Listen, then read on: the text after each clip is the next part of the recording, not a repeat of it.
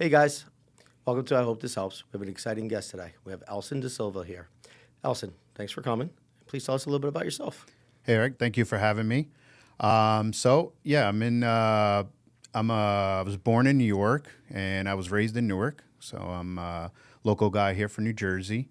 I'm Portuguese and family man, daughter and wife. Moved down to Tom's River now. That's where I live full time, and I'm loving it. So I used to be in the hospitality industry, and as Portuguese people, everybody's in construction, right? So I vowed that I would never work construction ever in my life, especially when my uncle took me one time to build a sidewalk, and I was 14 years old. I said, "This is ridiculous." So I was in the hospitality world for a very long time, valet parking, hotels, concierge services, bus transportation, and things of that nature. And then some of my family members said, "Hey, we can use you in construction. Why don't you come and check it out and see if you like it?" And it was a different world. So it was remediation, when people have fires, mold, water damages, things like that nature. So it was a little different than just going out and building a house. And I started liking it. And now I've been in the business for 18 years. First, I was a subcontractor for remediation companies. And now I'm actually the director of construction for Servpro of Medford. And Servpro of Medford actually has 5 franchises. So we have Servpro of Medford of Long Island. We have Servpro of Brooklyn, Southwest Brooklyn. We have Servpro of Central Manhattan. And then we have 2 in New Jersey as well, which is Servpro of Old Bridge Cranberry and Servpro of East Windsor.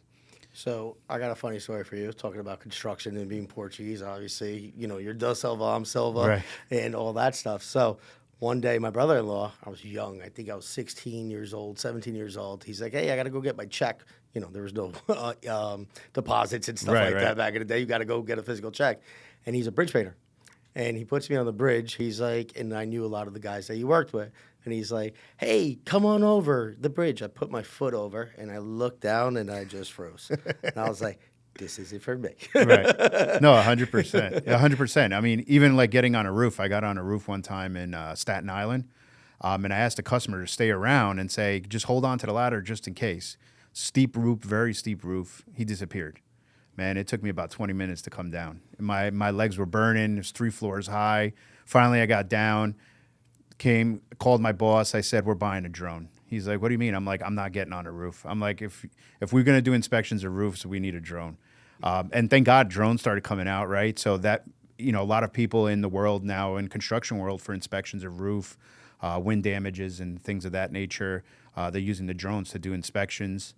And in our world, there's a lot of programs, now with AI and everything, Google Earth, so we can actually get measurements without going on top of the roof. We just go into this program, put your address in, and they'll give us a square footage of your roof, square footage of your siding. So we don't have to get on the roof now to measure it, right? So most of my work, like I said, is insurance company. They request photos, videos. So that's where the drone comes in. Now first it's safety. You don't have to send a guy on a roof that's really just a project manager or an estimator, where he can fall or something happen. And second, we just go with the drone. You can get every square inch of the roof, no problems. You can go to the edges, and then provide all the paperwork that the insurance company needs for us to put an estimate together for that roof. So real quick, so the homeowner just left, right? Yeah, he just left. That's just nuts, man. Some people are just assholes. Yeah, I was calling him for 20 minutes. He's like, "Oh, I thought you were going to be up there for an hour." He went and sat on the couch to watch TV. That's incredible. And I was up there with another guy, and I mean, it's 3 floors high in Staten Island. I was pretty up there, very steep roof. I mean, my legs were burning, so I was like, "Man, where did you go?" I mean, it took me, so I literally in my head, he had a pool there. So I said, if this ladder starts sliding, I'm just jumping in the pool. I don't know what I'm going to do here, I hope it was a hot day. Yeah, it was. It was a nice day. So That's cool. So actually, it's a funny story. I actually had a roofer. He owns a roofing company somewhere in Bergen County a couple weeks ago, and he actually fell off a roof. Only wow. good thing about his story was he found his future girlfriend at that moment. Oh, wow. Yeah, there you go. So at least it worked out, but I don't know how lucky 3 floors would have been. Yeah. All right, so let's educate my audience out Okay. there. So I know I asked this question before, but Explain the difference between a fire restoration company, and just a regular contractor that you're trying to hire. Okay, so yeah, so in the restoration world, you're working with insurance companies, right? So, you get a claim, let's say a fire. For some reason, more recent than not, there's been a lot of fires, and it could be anything. It could be electrical, it could be a chimney, it could be a candle, it could be anything, right? So, for some reason, this year we've been bombarded with fires. So once you get a fire, obviously the fire department comes in, you got to put a claim with your insurance company. So when you work with an insurance company, it's a little different, and you have a claim versus where you want to, remodel your home, you get a contractor, you're looking for the best work, but also a good price, right? Here, the insurance company's taking care of the bill, because that's obviously why we pay insurance for all these years. So the process is you call the insurance company. Since we are a well-known nationwide company, even though, Serpro is franchised, normally insurance company will refer you to a remediation company that they have in their program or that they're aware that can do the work. So they will call us in. Like, for example, they'll call us in and we'll go take a look at the work. First, our remediation side of it will go in. They'll assess the fire damage. Whatever can be cleaned, they'll clean all the walls, remove any drywall that it needs that immediate attention to not grow any mold or do any further damage to the home that the fire and the water that the firemen used, will deteriorate any of the rest of the home. Once that gets all remediated, we have machinery and dehumidifiers and all these machines that we use to control the temperature because obviously fire, electrical gets pulled, electrical goes off, the gas gets turned off. So we need something to control the air, especially in these hot months that we have now. And then once they're done with that, then that's where my part comes in. I'm the director of construction for those 5 franchises. We have project managers. I would call them in. They will reach out to the customer, explain to them what the process is. We also use the same program, which is called Xactimate, with the insurance company uses. So it's a lot easier for us to communicate because we're talking the same game. Right? If you're using a different contractor, they don't understand that, right? So typically, if you want to use an outside contractor like your uncle or your brother, the insurance company say, okay, I'm going to need 3 estimates. And then they decide, I don't know how they decide, but they decide what estimate they're going to go with. Where if you choose to go with someone like us, we just describe the scope of work and the pricing is generated through an outfit where, it tells you the cost of the material nowadays, what the labor cost is nowadays, and it generates all that for you. So they know we're not just making up numbers. It's an equal share of numbers that the industry has put together. In that aspect, there's also dealing if you have a mortgage in your home. The mortgage company is really the ones that are going to control your payments to the contractor. So you have to set up inspections. You have to call the bank and say, hey, I'm ready for an inspection for the next payment. So you would have to wait for that payment. The insurance company holds back some money to make sure you complete the job, not just take the money and run. So, there's where contractors like myself, when I was my own company, I'm done with the job. I want to get paid. Us, we're more free will with the customer, understanding that you might not have $100,000 to pay us right there and then. So we'll wait for the money from the mortgage company. We'll wait for the money of the insurance company, and we continue working until we're done. Our warranty, we have 5-year warranty, most standard. But if you call us most of the time, you're a customer. We're coming back. If it's something that we felt that is, we did wrong, we'll take care of as well. And it's just the whole everyday dealing with the insurance company, pulling the permits. There's a lot to it, and it's overwhelming to the customer, especially it's something they didn't expect to happen, right? If you want to remodel, you're already in your head. You're like, this is the way I want my bathroom. This is the way I want my kitchen. You have a fire. It's like, this happened yesterday. You had no idea. And now everybody's asking you all these questions. Hey, you got to start picking out your tiles. You got to start picking out your flooring, this and that. Our project managers, we bring that all to you. So we'll bring you samples of flooring, samples of tile, paint wheels. You're still going to work, So we try to make it as easy as possible for the customer not to think about it too much and try to move it along quick as possible as we can. I got a question for you. So I had a fire not too long ago, and the minute the fire happened, I was bombarded by everyone and anyone. Now, you say you work a lot with insurance companies. Now, what happens with people that get their private insurance adjusters and they go their own avenue? How do we know as a consumer that they're getting a valid fire restoration company and everything like that? What kind of questions should we be asking? So yeah, I mean, obviously, like you said, when you had a fire, you probably had 50 people at your door, which that's called fire chasing. A lot of remediation companies do it, and there's nothing wrong with that. You know, everybody's trying to get business, but definitely the first thing you would ask them is their insurance. You know, are they insured to? You know, you can say, you know, my house burned down, so now you know it's getting rebuilt. Are you insured to rebuild a home from the ground? You know, what certifications do you have? You know, so you want to make sure they have certifications in water, mold, fire restoration. Not just anyone could, you know, not any technician can go and restaurate your property without doing that. Your references. What's your references? You know, what have you done in the past? Reviews. Like, we live on our reviews. Like, if you go to any of our franchises, Serpro of East Windsor, our reviews from the remediation guys to our construction guys, and our guys do such good work. They name them on the reviews, and then you're looking to hire Serpro of East Windsor, let's say, for example, and you go and you see the reviews. You're like, wow, why wouldn't I hire this company? And we don't have one or two. I mean, you're talking about hundreds and hundreds of reviews. We probably do. I mean, constantly, you know, this weekend we had 3 fires, you know, so it's constant work. A lot of water, you know, pipes, trees. I mean, look at all these crazy storms that we're having with winds, thunderstorms, trees fall on your house. You know, we have tarping guys. So we would go, and we're a 24/7, 365-year business. You call us today, hey, a tree fell in my house, it's raining. We'll send you a tarping guy right away just to make sure there's no further damage to your property. And it's also the communication, you know. So, I mean, contractors are contractors, right? We're known to build homes. We're handyman, you know. That's what we do, right? We like to work with tools, but it's big to communication. So, to me, I always say if the remediation company is giving you that communications, that means they have standards set place to communicate to the customer and to keep moving forward with the work.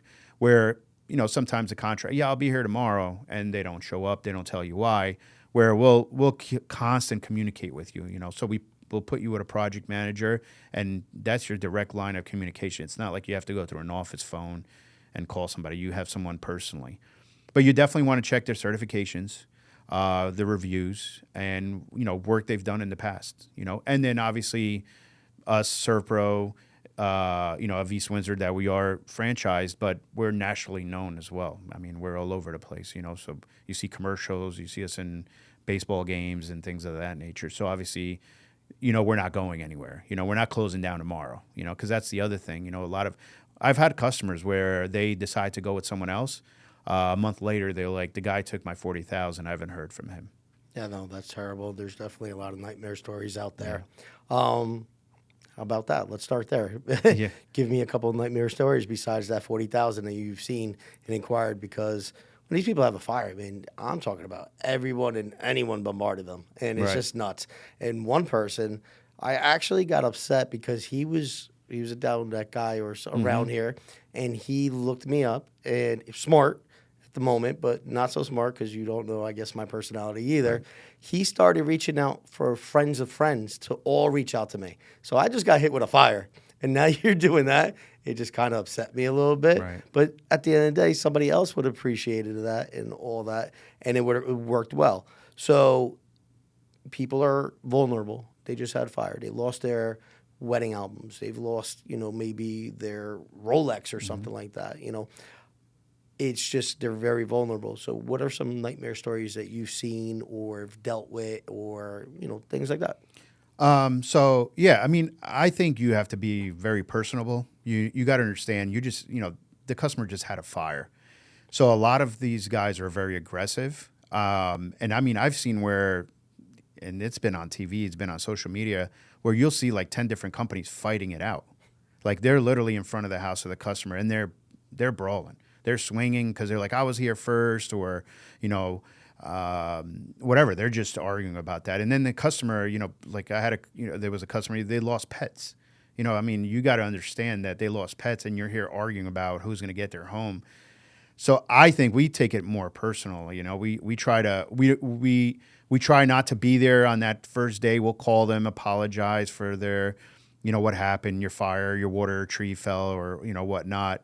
Um, but as far as horror stories, I mean, it's mostly been like where they decide not to go with us, and then because John down the street said they're giving them $10,000 less, and then the things are taking forever to get done.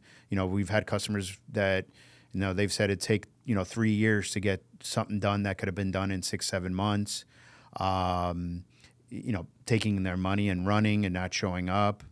But I like personally, I can't say I've really seen any horror stories besides that because I'll get called in afterwards.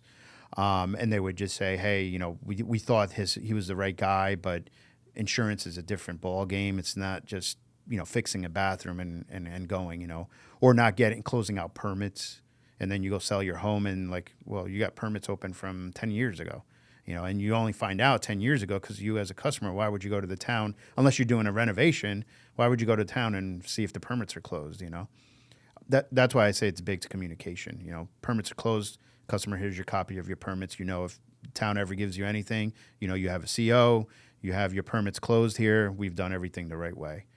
So yeah, I mean, like I said, horror stories, not really. I mean, horror stories where people have died, you know, in their homes, which you got to be very careful with. Again, That's terrible. there's people, yeah, it's horrible, and people are running to their homes, not paying any mind. Like our guys know, hey, find out if somebody passed away, a pet or anything. Then you gotta be careful how you approach the customer. Maybe today's not the right day to approach them. Call them the next day. Say, hey, did you hire anyone? You know, explain a little bit about what we do, and take it, you know, lightly. You know, I mean, you gotta put yourself in their shoes, right? If you have a fire in your house, how are you gonna feel when something like that happens to you?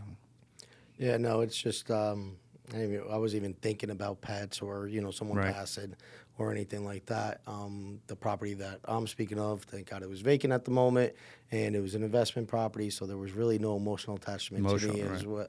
as well. So there's a little difference between my scenario and you know someone that just literally lost their childhood home or something like that. Um, Now, you're a big franchise. Sometimes when somebody thinks franchise, you know, you either think like, okay, they have the reviews, they have their systems down packed and everything like that. But sometimes people think, okay, you're more expensive than the guy that is doing it that's smaller.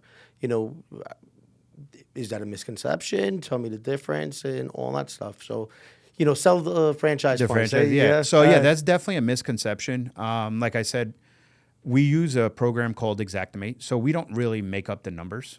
You have to put the scope of work.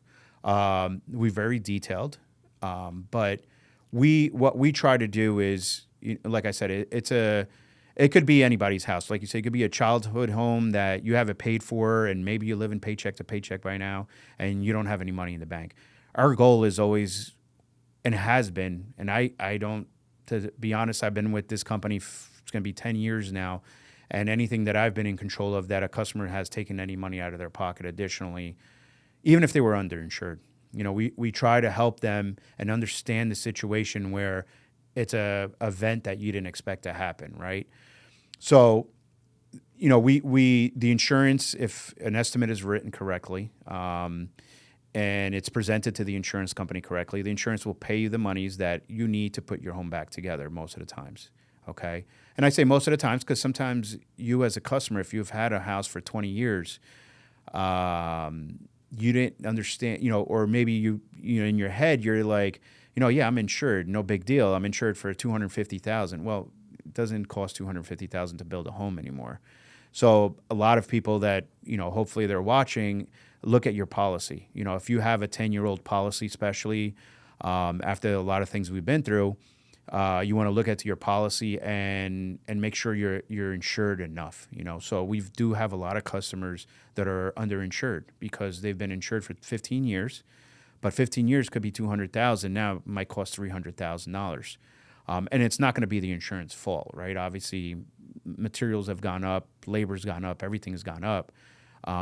So I would always tell customers, make sure you check your policy just in case. You know, everybody go and make sure you have enough coverage. Call your broker and say, hey, I haven't had my policy checked in 10 years. Can you make sure I'm covered enough? Like if anything ever happens to this house, that I'm not losing money out of my pocket.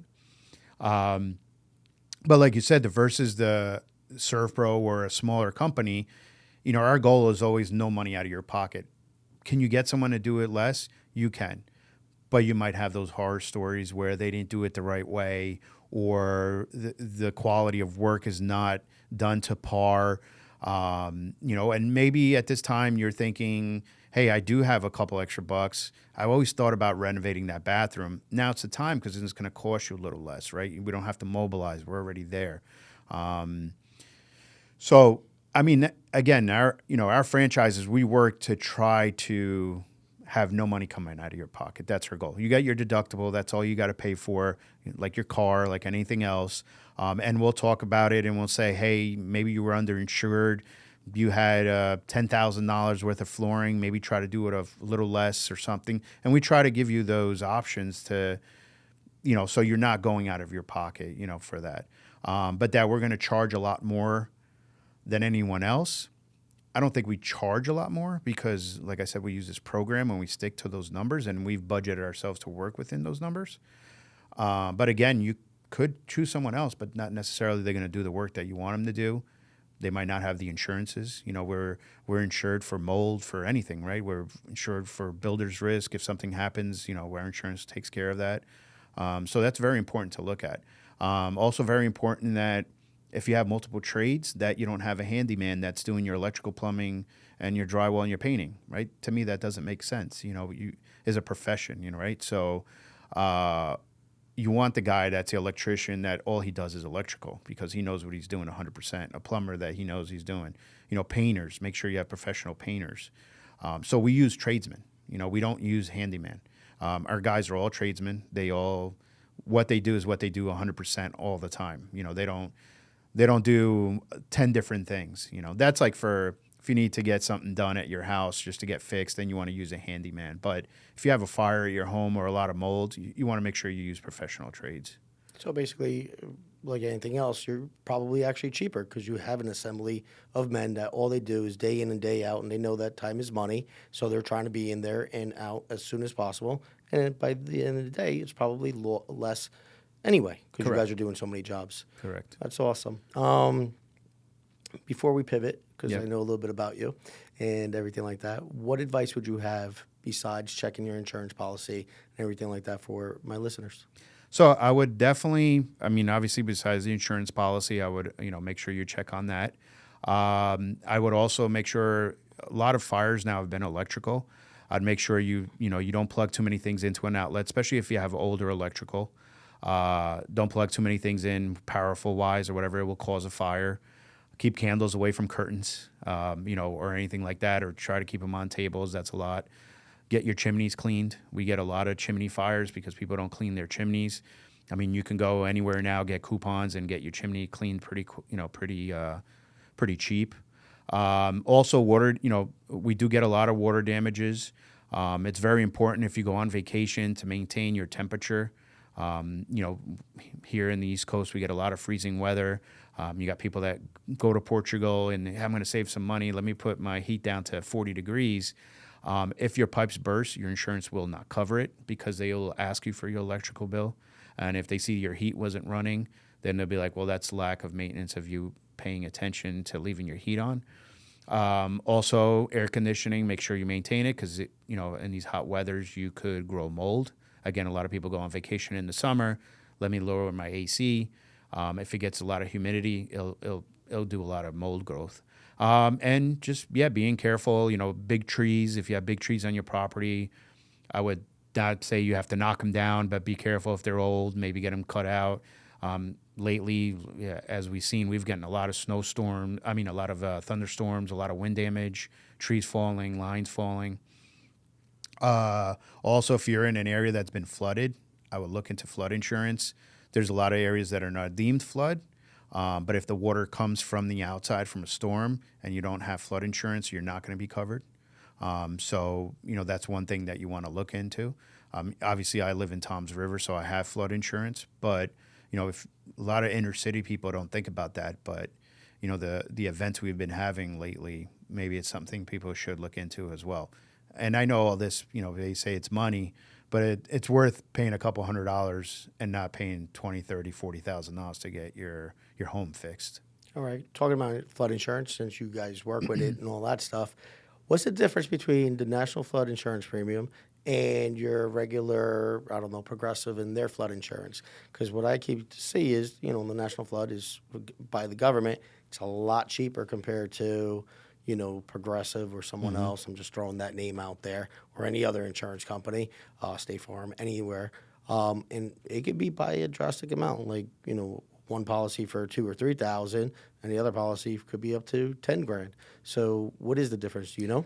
I'm not sure what the difference is, but I know the national flood typically is lower cost because it's for disaster events. Now, where your regular insurance company, usually it's a home builder, like home insurance, which is anything that happens within your home, fire within your home, a pipe bursting within your home, so anything internally. The national flood normally is anything, from a disaster, right? So if the water's coming in through your windows, or if, for some reason the water table is so high and the water's just coming in or you lost power and things like that. So, if there's a lot of things to it, but like if you lose power and let's say your pump stops working, your home insurance will cover it because you lost power. So obviously your pumps couldn't keep up, they're not on for the water. But I don't know why the pricing would be different. I just know that National Flood is just about flood disasters, right? So where the other, like State Farm or anything like that, that's more your home insurance. No, but I'm talking about their flood insurance policy. Their flood. Yeah, I don't know why they're. I've Because, only. anytime you think of a flood, Yeah. it's usually because of some type of natural disaster, Right, or something right. like that. Yeah, I don't know why theirs would be more expensive, to be honest. Most of the people that we've worked with have National Flood. Like I have National Flood. It's So do I. It's a lot cheaper. Yeah. Yeah. So Lot we cheaper, were see, down there the you shore. go. Yeah. So, and actually it's funny because when I bought my house in Toms River, my mortgage broker, he's like, hey, so, I'm trying to keep my property in Elizabeth. He's like, get the flood insurance. It's probably going to be about $2,300 to $2,400. And we got to work these numbers and go from there. And I said, all right. So I get an estimate from FEMA. It was $600. And this is a friend of mine. And he's like, I don't believe you. I'm like, it's only $600. Yeah. And he's like, I don't believe you. You got to send it to me. So I send it to him. He's like, I've never seen a policy and I live on the water. He's like, for $600. And I'm like, yes. And I'm covered for $300,000 and $100,000 of contents. No, I know. So it was a lot cheaper. You know what I mean? Like where he's normally used to seeing $2,300 and I'm on the water and I was only paying $600. $2,300 now is light. Because when light, I was yes. shopping down in, the shore, I was getting policies all the way up to $10,000. I was like, this is ridiculous. I'm like, no, thank you. And it's just nuts. It really is. All right. Great advice. Yeah. Great everything. Thanks. So I know a little bit about you. I understand that you also have a podcast and you're into the whole social media. How did that come about? So we, I started my podcast probably over a year ago, and it's called Whining Blends. So we were hanging out, shooting, talking, and just having a couple of drinks, me and my brother-in-law. And my wife makes a comment, and she's like, you guys always talk some like nonsense and always having conversation of sports and business. And she's like, where do you guys get this knowledge? And, and they'll Google us, obviously, make sure we're talking the truth, right? And my wife's like, you should just start a podcast. I'm like, oh, that's pretty funny. And she's like, yeah, you guys are always talking about something, either a sports player or something that happened in stocks or just even the everyday conversations that we've, anything in general, to be honest. And she's like, you guys would actually be pretty funny in front of a camera and a microphone. So 20 minutes later, I went and I started Googling podcast equipment. And she's like, what are you doing? I was like, I'm just buying podcast equipment. She's like, are you kidding me? I just mentioned this 20 minutes ago. And I was like, well, you actually brought up a good idea. I think it would be fun. So that's kind of how it came about. I literally 2 weeks later, I got my podcast equipment, just learning on how doing everything on my own. Start putting up cameras and talking to my brother-in-law and his girlfriend, and say, hey guys, you guys interested? Let's do this pod together. That's how it kind of broke off to do the pod. And then unfortunately, my brother-in-law is a lot younger than me, and his girlfriend, now they had to work, and they got really busy, and they started going into their careers. They live kind of far from me, so it was kind of hard for us. And we probably did about 20 something episodes. Kind of hard for us to get together and do it on a constant basis. And then I interviewed a band called Lights Out, and the drummer is actually a good friend of mine, and he's like, man, this is pretty cool. And he lives 5 minutes from me, and I was like, listen, I want to continue this. I'm thinking about doing it on my own, but if you're interested, you don't have to be here all the time, but you could be my co-host. And now we're 22 episodes in, and we're starting to catch a lot of audience now. And we want to do different things, and I think that's how we kind of met. So and I like it. I enjoy it. I enjoy recording. I enjoy seeing the comments and things like that. And we always talk about funny stuff. So we talk about everyday conversation, and we'll give you a little bit of information. We'll talk a little bit about sports, current events, some business here and there, everyday life. Just general comedy stuff. We'll do some trivia on there. We're always drinking on the pod, so it makes it like more relaxing. Maybe we'll get some sponsors, I don't know, from some beers or something like that. But I enjoy it. Yeah, it's. I mean, when you have a couple of drinks and everyone feels like they're funnier, right? Right. And yeah. I'm sure you are, because you're more relaxed and everything like Correct. that. So now construction, fire restoration, and then you say, hey, I'm going to just become a podcaster, right? What was the lessons that you had to learn? How did you feel? Were you comfortable right off the bat? How do you, tell me your journey. So, yeah, I mean, I'm a very people person. So so even though I'm the director of construction, I still go out there a lot. So, a lot of my project managers or my salesmen, hey, this customer seems a little more difficult. Can you come and help me try to sell this job for us? So I'm very comfortable with people. I didn't know if I was going to be comfortable in front of the camera, right? It's a little different. Tell me about it. Yeah, so it's, and then sometimes my wife and my daughter have a running joke where we have on the notes on the phone words that my husband can't say. So sometimes these words get in my head, and I'm like, oh no, I can't say that because it's not going to come out right, And of course we can edit or whatever if it's not live, but those things go through your head, So I'm like, and I'm trying to stare at the camera, but at the same time, with my host or the co-host. But I feel like then I just felt like, all right, just feel like you're selling something to a customer, just look at it that way. Cause I'm always, very talkative. I get along with a lot of people. I meet new people. I like to network. So I do a lot of networking events too, which is a little different too. You walk into a room, you might know one or two people, but there's 400 people. And I'll go up to anybody and talk and, hey, what do you do? And just start shooting the shit, right? And just talking and keep going from there. So then after the first couple episodes, I got very comfortable. And I said, you know what? I like doing this. I feel comfortable doing it. I like doing the research on topics. I like watching other podcasts, see how they do things, what I could do different.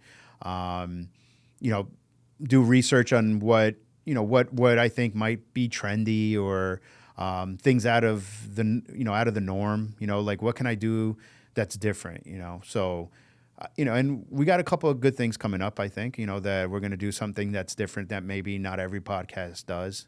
Like we did one podcast in Miami, that we got a lot of views. We were trying to do it at a restaurant. He said, come over, we were going to do it there, but then they got so busy and I was like, this is not going to work. So we ended up doing it in a balcony and a lot of people loved it. It was different. So, and it actually worked out perfect because we started like right before the sunset and we went on for about an hour and then you see the sunset drop and there's no back screens and everybody's like, wow, that's pretty cool. You guys should call it Podcast on the Move or something like that. But life gets in the way, I'm very busy with my work, so you can't do that all the time. But I'm trying, I would like to make it succeed in that way. And how about your friends and family? Are they supportive? Do they give you your opinion? How about that? Yeah, definitely. My friends and family, that's how it started, right? So my subscribers, I just start shooting a text. We're on this family chat. So every episode I would be annoying. I'd be just sending it to everybody. They're like, we're going to watch it. You don't have to keep sending us the clip, But very supportive, They They find it very funny. They watch it, which I like. Some of them would take pictures. They're literally husband and wife are sitting in their living room watching it on the TV. They'll send pictures and say, "Hey, I'm watching this." A lot of my friends as well, like that's pretty funny. They're like, you're kind of made for that, to be in front of a camera and just talking and making my funny comments and things like that.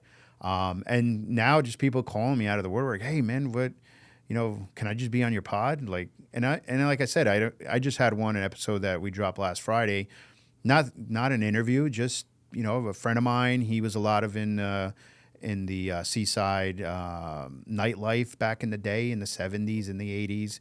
And I wanted his perspective of what was the difference then to now. Obviously now there's barely any nightclubs, where back then it was all nightclubs, Very true. Yeah, so things like that. And it's not like, he was a DJ or anything like that. It's just hearing other people's perspective. And I mean, in one day I probably, with just that episode, did more views than I did on my last episode, the whole week.